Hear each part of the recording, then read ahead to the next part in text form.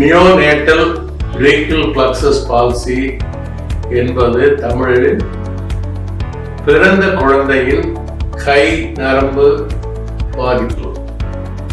இந்த பாதிப்பு வருவதற்கு முக்கியமான காரணம் உடல் பருமனான குழந்தைகள்.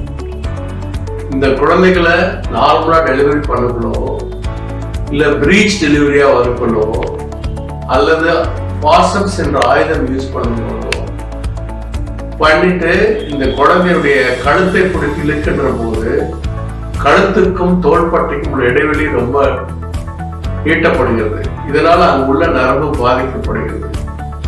இப்படி ஆகின்ற குழந்தைகளுக்கு அந்த கை நரம்பு துண்டிப்பு ஏற்பட்டால் அந்த கையில் எந்த வேலையும் செய்யாது.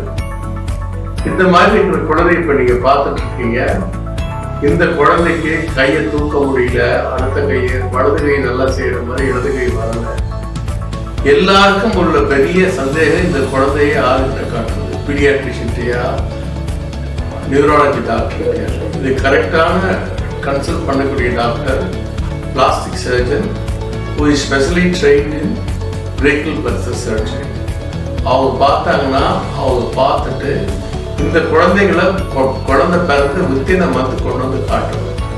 ஏன்னா அப்ப இருந்தே அந்த கைக்கு பயிற்சிகள் கொடுக்க ஆரம்பிக்கணும்.